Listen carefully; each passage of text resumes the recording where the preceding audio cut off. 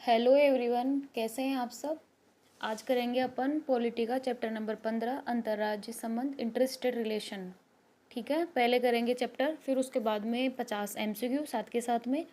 और मेरा brief introductions, मैं एक यूपीएससी एस्पायरेंट हूँ। मैंने एक बार आईएएस मेंस लिखा है और एक बार पीसीएस प्री क्वालिफाई किया हुआ है और मेरा इंटरव्यू कॉल नहीं हुआ था और अभी प्रिपरेशन मेरी रनिंग में है। और मेरा ये जो मैंने जो छोटी सी एक शुरुआत करी है वो मैंने इसलिए की है ताकि मेरे जो यूपीएससी एस्पायरेंट जो है, मेरे छोटे बड़े बहन भाई है जो वनडे एग्जाम्स की भी तैयारी कर रहे हैं, पीसीएस वगैरह की वनडे एग्जाम्स, पटवारी, एलडीसी वगैरह, तो वहाँ पे भी आपको पॉलिटी के क्वेश्चन अच्छे खासे देखने को मिलते हैं। मैंने ये लक्ष्मीकांत से ही पढ़ा है, लक्ष्मीकांत से पढ़ के फिर मैंने मेरे अकॉर्डिंग उसमें नोट्स प्रिपेयर करके फिर नोट्स से आपको पढ़ा रही हूँ।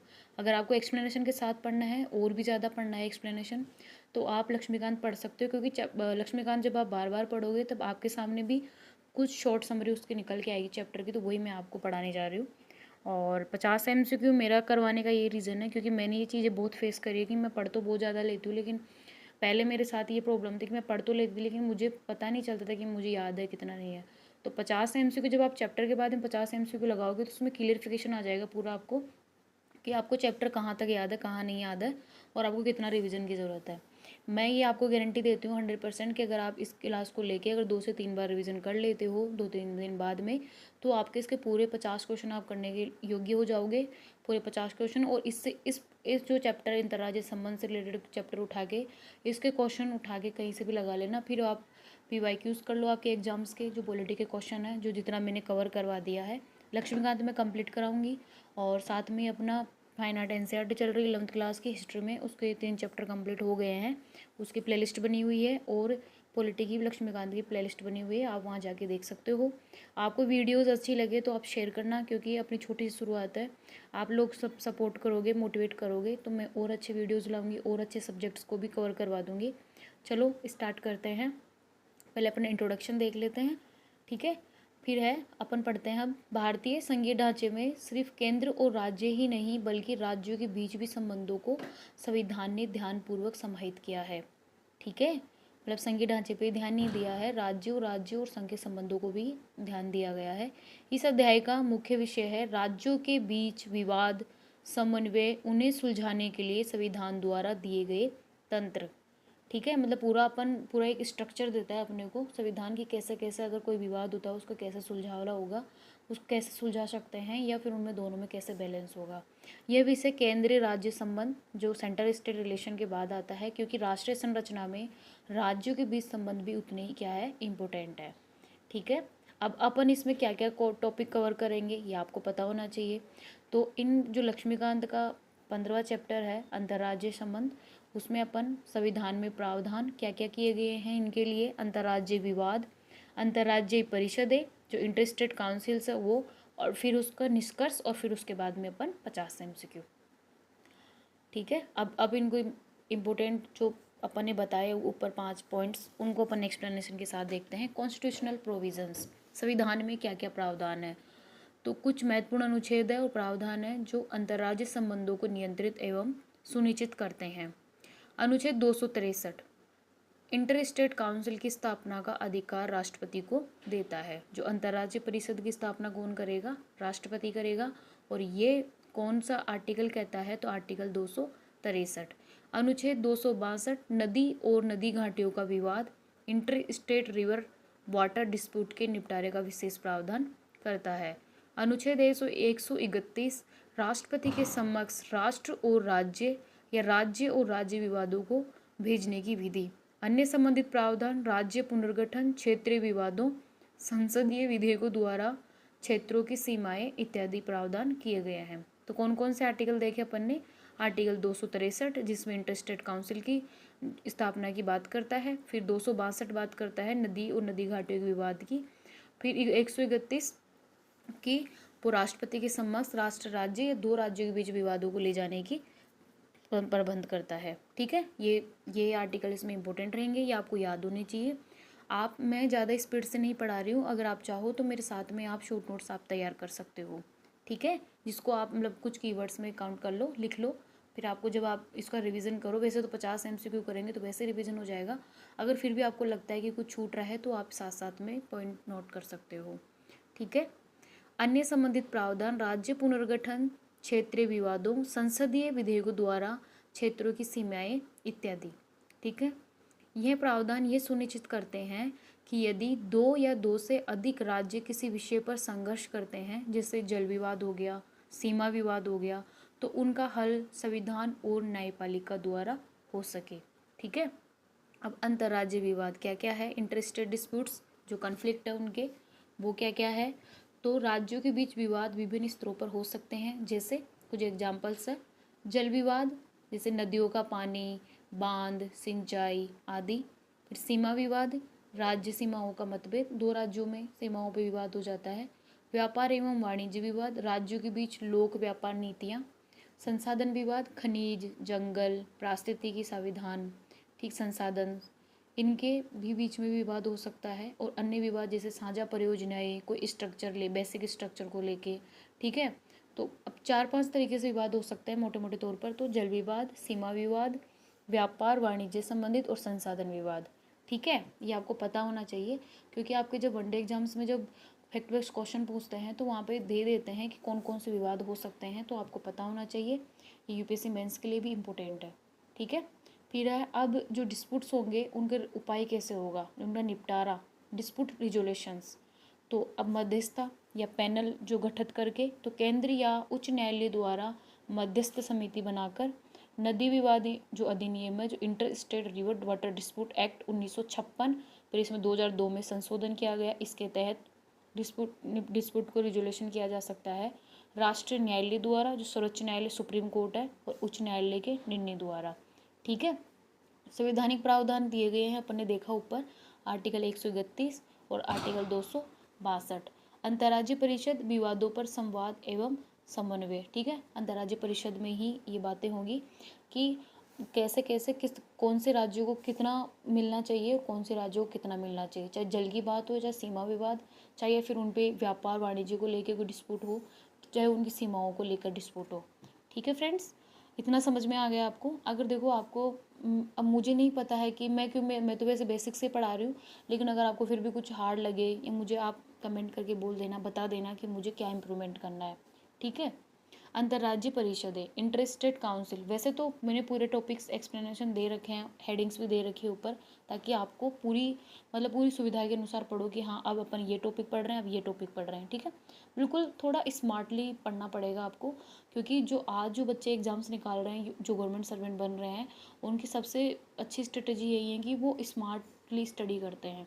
थोड़ा स्मार्ट आपको बनना पड़ेगा, क्योंकि जो एग्जामिनर है वो क्वेश्चन बिल्कुल, जो अगर आप किसी एग्ज़ाम की तैयारी कर रहे हो तो आप पहले उसके सिलेबस और पीवाईक्यूज एनालिसिस करो।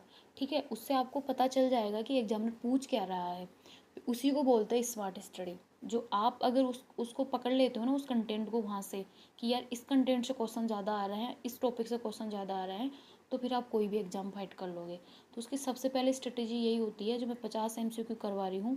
आप अगर चेक करना चाहते हो कि ये उससे रिलेटेबल है कि नहीं एग्जाम से, तो आप पीवाईक्यूज क्वेश्चन उठाओ आपके, वहाँ से आप हिस्ट्री पॉलिटी के क्वेश्चन लगाओ, आपको पॉलिटी के और हिस्ट्री के दोनों के क्वेश्चन मिलेंगे, मेरी गारंटी है।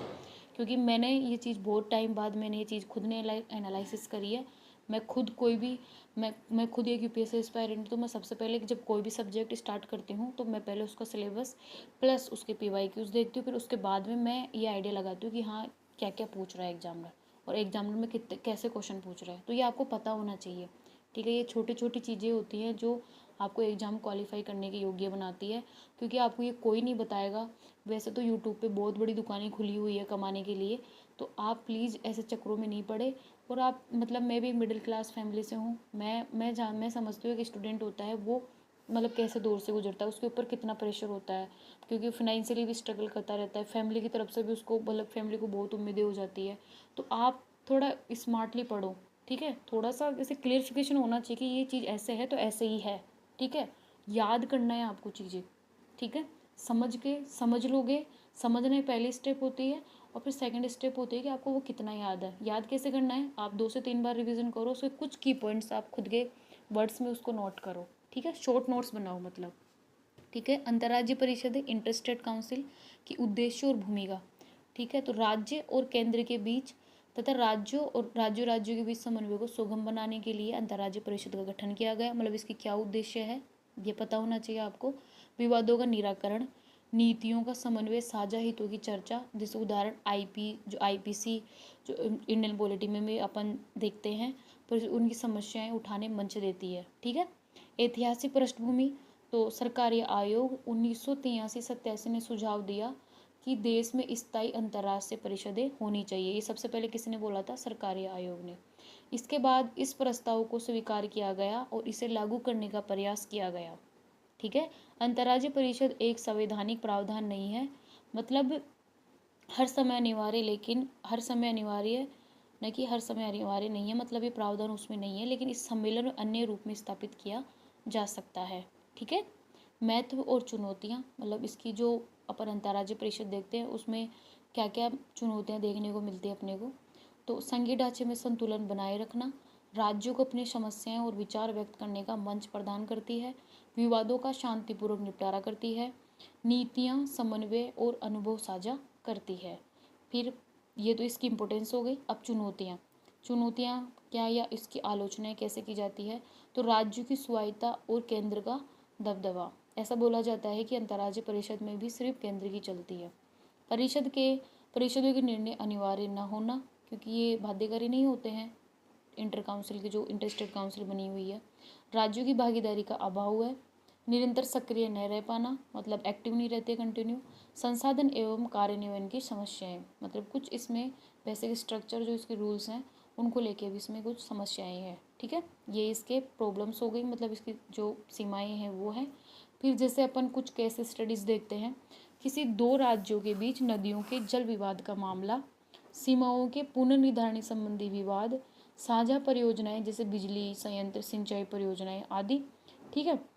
अब आपको इसके जो अंतर्राज्यीय संबंध जो चैप्टर था उसमें इतना ही एक्सप्लेनेशन था, क्योंकि अंतर्राज्यीय परिषद के ही बारे में मोस्टली है, कौन कौन से आर्टिकल में क्या क्या बात कही गई है आपको पता होना चाहिए। आर्टिकल 262, 263 और आर्टिकल 131। ठीक है। बाकी ज़्यादा एक्सप्लेनेशन पढ़ना है तो आप लक्ष्मीकांत देख सकते हो। बेशक मैं लक्ष्मीकांत ही प्रेफर करूँगी, क्योंकि मैंने खुद ने लक्ष्मीकांत पढ़ी है और फिर नोट्स तैयार करे हैं। ठीक है। आप 50 MCQ करते हैं इसके, उससे आपको चैप्टर एनालिसिस हो जाएगा कि आपने कितना ध्यान से पढ़ा है, कितना याद है, कितना नहीं है, कितना रिवीजन ज़रूरत है आपको। ठीक है। पहला क्वेश्चन है, अब फर्स्ट भाग से है ये संवैधानिक प्रावधानों में। संविधान में अंतर्राज्यीय परिषद की स्थापना का प्रावधान किस अनुच्छेद में है? तो आर्टिकल 263। देखो फ्रेंड्स, मेरे को क्लास 20 से 25 मिनट में पूरी करवानी होती है, क्योंकि मैं खुद एक एस्पायरेंट, तो मुझे मेरी पढ़ाई देखनी होती है। साथ में मैं ये चीज़ समझती हूँ कि जो स्टूडेंट पढ़ रहा है यूट्यूब पे आके ऑनलाइन, उसका भी टाइम बहुत इंपॉर्टेंट है। तो आप क्लास रह के रिविज़न करो। आपको ऐसा लग रहा हो कि मैं 4 ऑप्शन क्यों नहीं पढ़ रही हूँ, मैं एक ही ऑप्शन क्यों बता रही हूँ, क्योंकि सारे क्वेश्चन चैप्टर बेस ही है। पहले चैप्टर करा, उसके बेस पे 50 MCQ है। आप चाहो तो जो चारों ऑप्शन है वो पढ़ सकते हो। मैं एक ही ऑप्शन बताऊँगी जो आंसर है। ठीक है। क्लास ज़्यादा तेज़ नहीं है, आप चाहो तो आप चारों ऑप्शन पढ़ के भी ये पता लगा सकते हो कि कौन सा आंसर सही है। ठीक है। और अगर आपको ऐसा लगता है कि नहीं चारों ऑप्शन ही करवाऊँ, तो प्लीज़ आप मुझे कमेंट कर देना, क्लास थोड़ी और बड़ी हो जाएगी 5 मिनट, मैं करवा दूँगी 4 ऑप्शन भी। ठीक है। किस अनुच्छेद में जल विवादों के निपटारे का प्रावधान है? तो आर्टिकल 262 में। राज्य और राज्य के बीच विवादों का निपटारा कौन करता है? तो सर्वोच्च न्यायालय। ठीक है। अंतर्राज्यीय परिषद की स्थापना कौन करता है? तो राष्ट्रपति। ठीक है। आर्टिकल देखा अपन ने, आर्टिकल 263 में उसको ये अधिकार दिया गया है कि वो अंतर्राज्यीय परिषद की स्थापना करेगा राष्ट्रपति। ये कंफ्यूज नहीं होता है, वहाँ पे राज्यसभा, प्रधानमंत्री, मुख्यमंत्री ऐसे दे देगा आपको, तो बिल्कुल कंफ्यूज नहीं होना है, वहाँ राष्ट्रपति ही होगा। ठीक है। संविधान के किस भाग में अंतर्राज्यीय संबंधों का उल्लेख है? ठीक है। तो आपको पता होना चाहिए कि कौन से भाग में अंतर्राज्यीय संबंधों का उल्लेख दिया गया है। तो भाग 11 में ये उल्लेख दिया गया है संवैधानिक अंतर्राज्यीय परिषद संबंधों का। ठीक है। अंतर्राज्यीय परिषद एक क्या है? सलाहकारी निकाय है। अपन ने ऊपर देखा कि ये बाध्यकारी नहीं है, इसकी एक तरह से आलोचना भी की जाती है बोल के। अंतर्राज्यीय विवादों से संबंधित अधिनियम कौन सा है? तो inter state river water dispute act 1956। अब देखो इसमें बहुत अच्छा ऑप्शन दे रखा है, वो एग्जामिनर अच्छे तरीके से घुमा देता है स्टूडेंट्स को। आपको पता होना चाहिए कि जो अंतर्राज्यीय विवाद से संबंधित अधिनियम ही जो है interstate river water dispute act से ही 1956 से आया है। जल विवाद पर केंद्र सरकार को क्या करने का अधिकार है? तो न्यायाधिकरण गठित करने का, मतलब एक ट्रिब्यूनल बनाएगा वो, ठीक है, सुप्रीम कोर्ट। जल विवाद न्यायाधिकरण का निर्णय होता है तो ये बाध्यकारी होता है। जल विवाद जो न्यायाधिकरण का निर्णय होगा वो क्या होगा, बाध्यकारी होगा। भारत में पहला जल विवाद न्यायाधिकरण किस नदी पर बना था, तो कृष्णा नदी पर बना था, आपको पता होना चाहिए। परिषदें और समन्वय, सरकारी आयोग ने किस परिषद को सशक्त करने की अनुशंसा की थी, तो अंतर्राज्यीय परिषद को सशक्त करने की अनुशंसा की थी। अंतर्राज्यीय परिषद के अध्यक्ष कौन होते हैं, तो राष्ट्रपति, प्रधानमंत्री, गृह मंत्री, राज्यपाल। राइट ऑप्शन होगा प्रधानमंत्री, ठीक है। जो ज़्यादा इंपॉर्टेंट क्वेश्चन होंगे कंफ्यूज करने वाले, मैं उनको और एक्सप्लेनेशन कर दूंगी। आप बिल्कुल टेंशन मत करो, आपके लिए सब फ्री है, बस आप पढ़ो, रिवीजन करो, जो भी पढ़ रहे हो उसको कंटिन्यू पढ़ो और रिवीजन करो। कम पढ़ो लेकिन ज़्यादा पढ़ो, ज़्यादा बार पढ़ो उसको। अंतर्राज्यीय परिषद के सदस्य होते हैं तो सभी मुख्यमंत्री अंतर्राज्यीय परिषद के सदस्य होते हैं, ठीक है। ये भी कन्फ्यूजन करने वाला क्वेश्चन है। अंतर्राज्यीय परिषद का मुख्य उद्देश्य क्या है, तो समन्वय और सहयोग को बढ़ावा देना। कौन सा आयोग अंतर्राज्यीय परिषद की स्थापना के लिए प्रमुख था, तो सरकारी आयोग, ठीक है। राज्यों के बीच संचार और सहयोग का संवैधानिक मंच कौन है, तो अंतर्राज्यीय परिषद। अंतर्राज्यीय परिषद स्थायी निकाय है या नहीं, इम्पोर्टेंट है, ये अस्थायी निकाय है, ठीक है। अनुच्छेद 263 के अनुसार राष्ट्रपति परिषद स्थापित कर सकते हैं, आवश्यकता महसूस हो, जब उनको लगे कि हाँ कि दो राज्यों में विवाद है या एक राज्य और केंद्र में अगर कोई विवाद है तो वहाँ पे वो राष्ट्रपति आर्टिकल 263 के तहत अंतर्राज्यीय परिषद की स्थापित कर सकता है। केंद्र और राज्य सरकारों के बीच विवादों के समाधान हेतु कौन सा अनुच्छेद है केंद्र राज्यों में, तो आर्टिकल 131। अनुच्छेद 131 किससे संबंधित है, तो केंद्र राज्य विवादों से संबंधित है। 50 क्वेश्चन करने के बाद में आपको एग्जामिनर कैसे भी घुमा के क्वेश्चन पूछ ले, आप सभी क्वेश्चन आंसर देने योग्य होंगे, क्योंकि क्वेश्चन इसमें बहुत डीपली है और कुछ क्वेश्चन हार्ड भी है, सिंपल से हार्डली क्वेश्चन है, तो आपको पता चल जाएगा कि ऐसे भी क्वेश्चन घूम सकता है, ठीक है। विवादों के उदाहरण और विशेष प्रावधान में कावेरी जल विवाद किन राज्यों के बीच था, तो कर्नाटक और तमिलनाडु के बीच, ठीक है। ये बहुत फेमस था, ये कर्नाटक और तमिलनाडु का जल विवाद, ठीक है। नर्मदा जल विवाद में कौन सा राज्य शामिल नहीं था, इंपॉर्टेंट क्वेश्चन है, तो इसमें तमिलनाडु शामिल नहीं है। गुजरात, मध्य प्रदेश, महाराष्ट्र, तीनों राज्यों में नर्मदा जल विवाद को लेके विवाद छिड़ा हुआ है तीनों में, तमिलनाडु इसमें नहीं है। राज्यों के बीच व्यापार और वाणिज्य किस भाग में आता है, तो भाग 13 में, ठीक है। अनुच्छेद राज्य के बीच व्यापार और वाणिज्य किस भाग में आता है, तो भाग 13 में आता है। सीमा विवादों का निपटारा किसके अधिकार क्षेत्र में आता है, तो सर्वोच्च न्यायालय के क्षेत्राधिकार में आता है, ये भी इम्पोर्टेंट है। राज्यों के बीच विवाद सुलझाने हेतु कौन सा न्यायालय सक्षम है, तो राज्यों के बीच जो विवाद होगा तो वो सर्वोच्च न्यायालय क्योंकि सुप्रीम कोर्ट को ही ये वरीयता दी गई है ज़्यादा, ठीक है। संविधान के किस भाग में वाणिज्य और व्यापार की स्वतंत्रता है, तो भाग 13 में, ठीक है। अनुच्छेद 301 क्या कहता है, व्यापार और वाणिज्य की स्वतंत्रता। ये आर्टिकल भी इम्पोर्टेंट है क्योंकि ये इससे जुड़ा हुआ है चैप्टर से, तो आपको पता होना चाहिए। 301 में व्यापार वाणिज्य की स्वतंत्रता की बात कही गई है। संविधान में कुल कितने अनुच्छेद अंतर्राज्यीय संबंधों से संबंधित है, तो आर्टिकल जो ये 5 आर्टिकल दिए गए हैं, 4 आर्टिकल है, आर्टिकल 131, आर्टिकल 262, आर्टिकल 263, आर्टिकल 301। आपको पूरा पता होना चाहिए कि 131 में क्या एक्सप्लेनेशन दिया गया है, 262 में क्या है, 263 में क्या है, 301 में क्या है, ठीक है। राज्य पुनर्गठन अधिनियम कब पारित हुआ था, तो 1956 में पारित हुआ था। अंतर्राज्यीय परिषद के सचिवालय का स्थान कहाँ है, इंपॉर्टेंट क्वेश्चन है ये, ठीक है, तो दिल्ली में।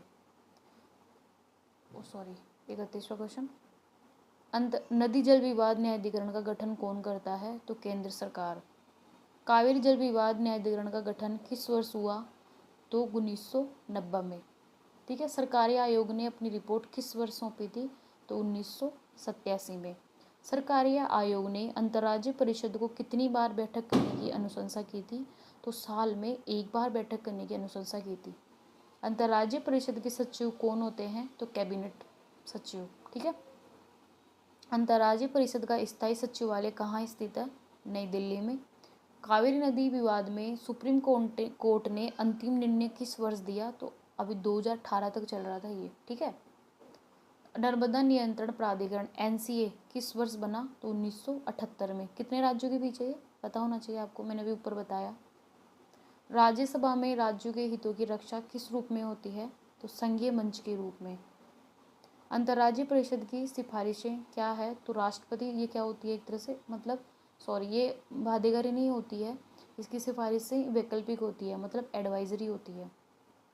सहयोग और विवाद पर, तो संघीय भारत का संघीय ढांचा किस प्रकार का है? तो सहकारी संघवाद है भारत में, कोऑपरेटिव फेडरलिज्म।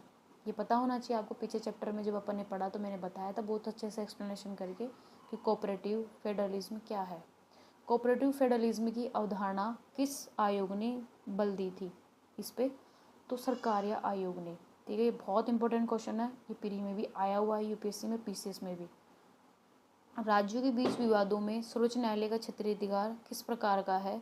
तो मूल क्षेत्राधिकार है। ठीक है, सर्वोच्च न्यायालय के मूल क्षेत्राधिकार में आता है ये। अनुच्छेद 262 के एक के तहत संसद क्या कर सकती है?